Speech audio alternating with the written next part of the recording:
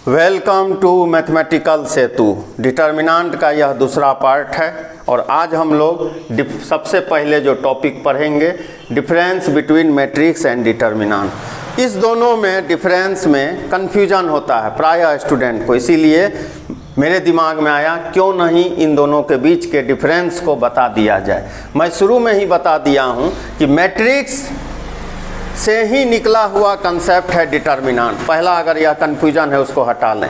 Matrix अगर कहीं लिखा है विदाउट इंस्ट्रक्शन आप कुछ नहीं कर सकते हो, लेकिन डिटर्मिनेंट को न्यूमेरिक फॉर्म में न्यूमेरिक वैल्यू में कन्वर्ट किया जा सकता है। उसी डिटर्मिनेंट मैट्रिक्स से निकला हुआ एक मैकेनिज्म जो मैट्रिक्स नंबर में रिड्यूस नहीं हो पाता था, डिटर्मिनेंट उस कंसेप्ट को दूर किया। यानी मैट्रिक्स का एक ऐसा मैकेनिज्म जो उस वैल्यू को एक नंबर में रिड्यूस कर सकता है। तो दोनों के बीच डिफरेंस देखें। A matrix is a rectangular array of number. एक रेक्टेंगुलर एरे होता है जहाँ रोज कॉलम होता है।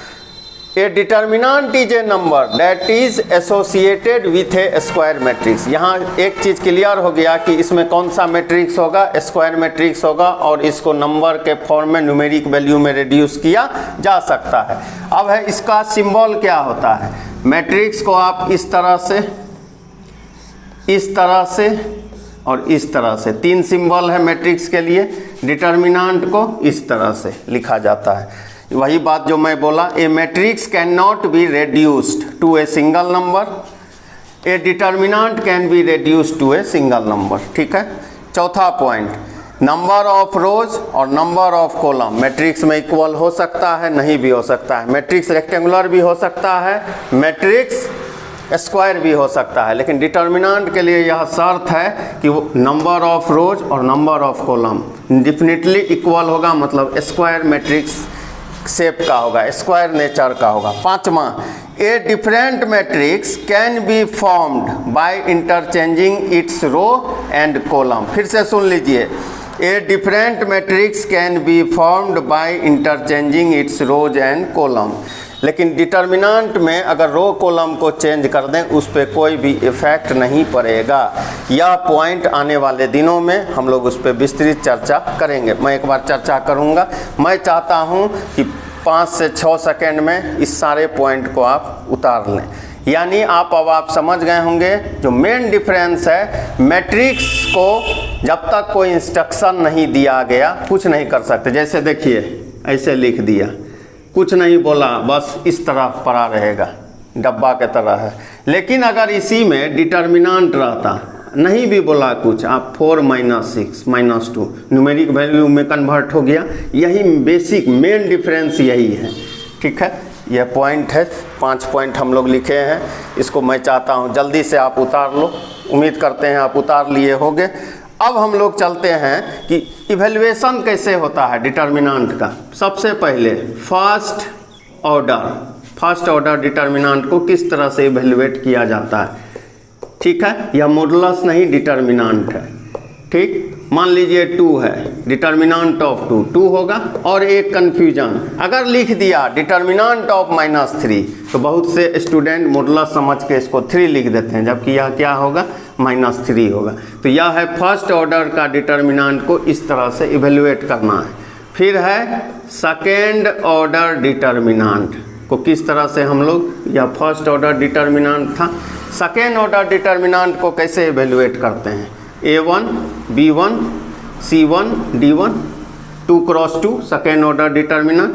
क्रॉस मल्टीप्लिकेशन पढ़े हो गए आप 10th में। देखिए इस तरह A1 D1 माइनस उल्टा C1 B1, इस तरह से एक्सपेंड किया जाता है। किसको, सेकेंड ऑर्डर डिटर्मिनेंट को। अब थर्ड ऑर्डर को किस तरह से किया जाएगा, थर्ड ऑर्डर को। और सबसे महत्वपूर्ण इस पे आधारित बेस्ड क्वेश्चन आपको रहता है आपके बोर्ड एग्जाम में, कॉम्पिटिटिव में। थर्ड ऑर्डर सबसे important, A1 B1 C1 A2 B2 C2 A3 B3 C3। ध्यान से देखें, वेक्टर में आप निश्चित रूप से पढ़े होंगे, क्रॉस प्रोडक्ट 11th में। इसको row wise column wise evaluate किया जा सकता है, जो कॉमन मेथड है। साइन स्कीम कल हम लोग चर्चा किए हैं। इसके लिए sign scheme plus minus plus, first row से हम लोग इससे सीखते हैं। ठीक है, या कॉमन मेथड है। अब ध्यान से देखेंगे, यहाँ पे फर्स्ट रो से हम लोग कर रहे हैं, इसको फर्स्ट रो से, सेकेंड रो से, थर्ड रो से, first column, second column, third column, बहुत तरीका से, बहुत मेथड से इसको इवेलुएट किया जा सकता है, लेकिन यह कॉमन मेथड है, मैं भी उसी पे चर्चा करूँगा। अब ध्यान दीजिए, +A1 लिख लिए, ध्यान दीजिए इस तरह एरो लगा है ना, ऐसे देखिए क्या दिख रहा है आपको, दिखा B2 C2 B3 C3, यहाँ क्या है साइन, -B1, ध्यान दीजिएगा क्या दिख रहा है, देखिए A2 C2 A3 C3 लिख दिए, +C1, यहाँ देखिए क्या लिख रहा है, A2 B2 A3 B3, इस तरह से एक्सपेंड कर सकते हैं, हम लोग देखेंगे आने वाले दिनों में। तो मैं चाहता हूँ फर्स्ट ऑर्डर किस तरह से इवेलुएट हुआ, सेकेंड ऑर्डर किस तरह से इवेलुएट हुआ, थर्ड ऑर्डर किस तरह से इवेलुएट हुआ, फोर्थ ऑर्डर का भी यही पैटर्न है। इसी पैटर्न पे हम लोग सीक्वेंस को आगे बढ़ाते जाएंगे। इसको जल्दी से आप उतार लीजिए, तब नेक्स्ट कंसेप्ट की ओर हम लोग बढ़ेंगे। अब देखिए माइनर, और हम लोग सीखेंगे कोफैक्टर, ठीक है। माइनर क्या है, कोफैक्टर क्या है, डिटर्मिनेंट का ही कंसेप्ट है। Deleting row and column, rows and column by any mathematical operation, ठीक है। और फिर कोफैक्टर क्या है, कोफैक्टर है कि कोई भी माइनर आप इवेलुएट कर लो, उसको साइन स्कीम हम लोग पढ़े हुए हैं, साइन स्कीम से पास करा दो, जो रिजल्ट आएगा उसको कोफैक्टर कहते हैं। इसको MIJ से और इसको CIJ से इवेलुएट किया जाता है। अब है कि इवेलुएट कैसे किया जाता है, तो जो पार्ट थर्ड आएगा वहाँ पर हम लोग पढ़ेंगे कि माइनर और कोफैक्टर का इवेलुएशन कैसे होता है। अभी मैं बस कंसेप्ट लिख दिया, deleting rows and column by any mathematical operation, minor कहते हैं। उसी माइनर को जब साइन स्कीम, मतलब साइन स्कीम मतलब क्या, प्लस माइनस प्लस, अगर 3 ऑर्डर का है minus plus minus plus minus plus, 3 order, अगर 2 ऑर्डर है प्लस माइनस माइनस प्लस। हम लोग देखेंगे पार्ट थर्ड में हम लोग माइनर और कोफैक्टर पे विस्तृत चर्चा करेंगे, 2 ऑर्डर और 3 ऑर्डर। आज मैं सिर्फ कंसेप्ट लिख दिया हूँ, इसको जल्दी से आप उतार लें। अब देखिए आज हम लोग सेकेंड ऑर्डर डिटर्मिनेंट का कुछ अच्छे क्वेश्चंस को देख लें। -2 3 6 4 कैसे करेंगे, ब्रैकेट का हमेशा इस्तेमाल, -2 4, बीच में -6 × 3 कितना हो जाएगा, -8, और यह -18 कितना आ गया, -26। चलिए सेकेंड क्वेश्चन देखें क्या है लिखा हुआ, x² xy + y² लिख सकते हैं ना। इधर क्या है, x + y, नीचे क्या है, x² - xy + y², यहाँ क्या है, x - y। क्या हो जाएगा, इतना इंटू इतना, कैसे लिखेंगे, x² xy + y²। ब्रैकेट का इस्तेमाल देखिए किस तरह से मैं ब्रैकेट यूज कर रहा हूँ, -x² - xy + y² x + y।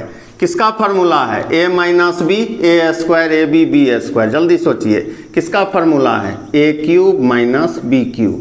और यह किसका फार्मूला है, a + b a² - ab + b², a³ + b³ मतलब x³ और +y³ लिख सकते हैं, ठीक है। अब यह क्या हो जाएगा, x³ - y³ - x³ - y³, इसका आंसर हो गया। इसको तब तक आप उतारे, अगला क्वेश्चन मैं दे रहा हूँ। ट्रिग्नोमेट्रिकल भी हो सकता है, cos theta - sin theta cos theta. कैसे इसको इवेलुएट करेंगे, cos theta minus sin theta लिख सकते हैं। cos² theta minus plus sin² theta, इसका वैल्यू 1। इस तीनों क्वेश्चन को आप जल्दी से उतार लो। Fourth question, 1 log a base b log b base a और 1। देखिए मल्टीप्लाई कीजिए, 1 × 1 1 माइनस लॉग ये term log 1 log a base b log b base a। इसका क्या फार्मूला है? इसको लिखा जा सकता है log a by log b, इसको log b by log a। 1 minus 1 लड्डू 0। फिफ्थ क्वेश्चन, इसको जल्दी से उतार लें। अब देखें fifth question, a plus I B C plus I D C minus I D A minus I B लिख सकते हैं ना। अब देखिए इसको किस तरह से लिखा जाएगा, A plus I B A minus I B लिख दिए, minus C plus I D C minus I D. Complex number class 11th में आप पढ़े होंगे, मैं यहाँ डायरेक्ट इसका दिखा देता हूँ रिजल्ट किस तरह से आता है।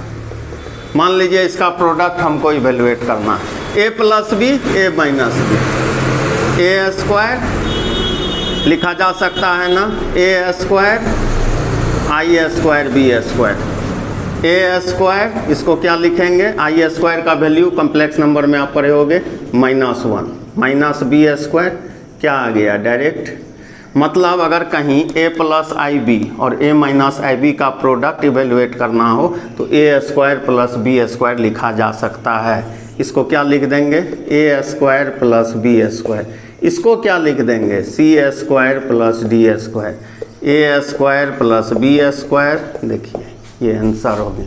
तो हम लोग देखें सेकेंड ऑर्डर डिटर्मिनेंट को किस तरह से इवेल्युएट किया जा सकता है। न्यूमेरिक नंबर भी आया, लॉगरिथमिक आया, ट्रिग्नोमेट्रिकल वैल्यूज आया, कम्प्लेक्स नंबर आया। तो हम लोग हर एक अलग अलग टाइप के क्वेश्चन को देखें 2 ऑर्डर में। पार्ट थर्ड जो होगा उसमें माइनर एंड कोफैक्टर हम लोग पढ़ेंगे और साथ ही साथ थर्ड ऑर्डर के डिटर्मिनेंट का किस तरह से इवेल्युएशन होता है और अच्छे अच्छे क्वेश्चन को भी देखेंगे। पहले इस कंसेप्ट को अब मैं चाहता हूं जल्दी उतार लें जो क्वेश्चंस लिखे हुए हैं। Singular matrix, singular matrix, non singular matrix, non singular matrix. अब है क्या बच्चे सोच रहे होंगे डिटर्मिनेंट है इसमें मैट्रिक्स कैसे आया, तो मैं शुरू में ही बोल दिया मैट्रिक्स को डिटर्मिनेंट में कैसे कन्वर्ट किया जा सकता है। सपोज कीजिए कोई एक मैट्रिक्स दे दिया ए, उस मैट्रिक्स का हम लोग डिटर्मिनेंट इवेल्युएट किए, अगर वह 0 आ गया उस डिटर्मिनेंट का वैल्यू तो वह कौन सा मैट्रिक्स होगा, सिंगुलर। तो अब आप नॉन सिंगुलर समझ रहे गए होंगे, जो 0 के इक्वल नहीं हो वह कौन सा मैट्रिक्स होगा, नॉन सिंगुलर मैट्रिक्स होगा। तो आज हम लोग सबसे पहले difference between matrix and determinant देखें। मेन डिफरेंस क्या था, मैट्रिक्स को अगर कोई इंस्ट्रक्शन नहीं दिया जाए तो उसको आप कुछ नहीं कर सकते हो। डिटर्मिनेंट को न्यूमेरिक वैल्यू में कन्वर्ट किया जा सकता है। दोनों का डिफरेंस हम लोग देखें, मैट्रिक्स और डिटर्मिनेंट का। फिर हम लोग माइनर और कोफैक्टर का सिर्फ कंसेप्ट पढ़े, उस पर बेस्ड जो क्वेश्चंस होंगे वह पार्ट थर्ड में मैं लेके आऊँगा। फिर हम लोग देखें 2 ऑर्डर डिटर्मिनेंट पे बेस्ड कुछ अच्छे क्वेश्चन। फिर देखें सिंगुलर मैट्रिक्स और नॉन सिंगुलर मैट्रिक्स का कंसेप्ट। अब इस पे बेस्ड जो भी क्वेश्चन है, यानी पार्ट थर्ड में हम लोग क्या क्या पढ़ेंगे, प्रॉब्लम्स किस पे बेस्ड, माइनर और कोफैक्टर पे बेस्ड। फिर थर्ड ऑर्डर डिटर्मिनेंट पे बेस्ड कुछ अच्छे क्वेश्चन को हम लोग करेंगे, किस तरह से इसको सॉल्व किया जाता है, किस तरह से इवेल्युएट कर सकते हो, क्या ध्यान रखना है।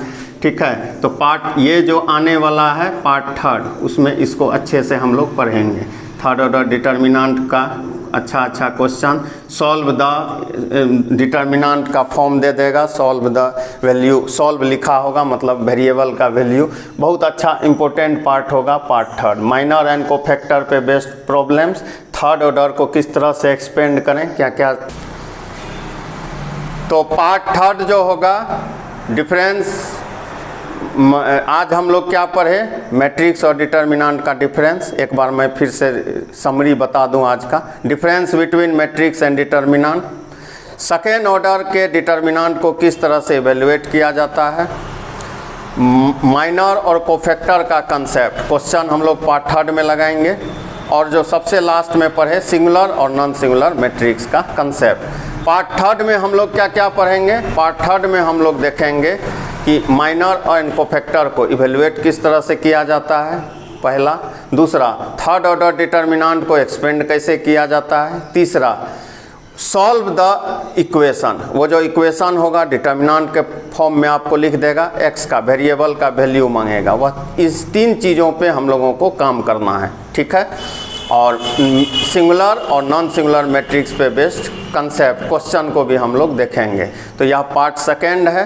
पार्ट 1 और पार्ट 2, आप जो छात्र सीधे पार्ट 2 पे आए हैं, पहले मैथमेटिकल सेतु को लाइक, शेयर, सब्सक्राइब निश्चित रूप से कर लें। सब्सक्राइब किया हुआ रहेगा तो जो भी अपडेट होगा, हम लोग अपडेट करेंगे वीडियो, आप तक तुरंत पहुंच जाएगा, ठीक है। तो सब्सक्राइब निश्चित रूप से चैनल को कर लें, लाइक कर लें, शेयर कर लें अगर अच्छा लगता है वीडियो अपने फ्रेंड्स के भी। तो आज का यह है पार्ट 2। पार्ट थर्ड के साथ मैं पुनः उपस्थित होऊंगा।